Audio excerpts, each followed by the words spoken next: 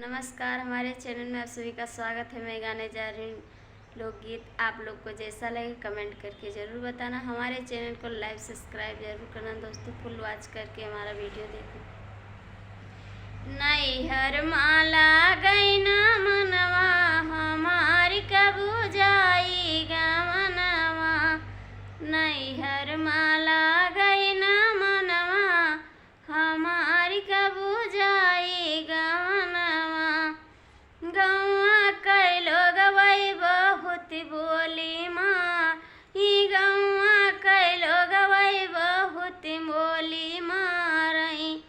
देखी कई धड़कई जियरवा हमारी कबू जाएगा मनवा। देखी कई धड़कई जियरवा हमारी कबू जाएगा मनवा। नैहर माला गई ना मनवा हमारी कबू जाएगा मनवा। घर ही माँ भौजी हमें बोली माँ। घर ही माँ भौजी हमें बोली मारई। ना जानी कौने कारणवा हमारी कबू जाएगा मनवा। ना जानी कौने कारणवा हमारी कबू जाएगा मनवा।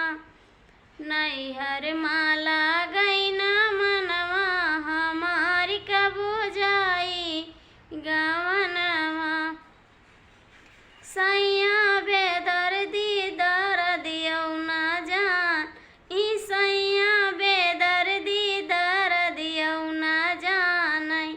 बीत गईल चैत गहनवा हमार दिल लागई ना घरवा। बीत गईल चैत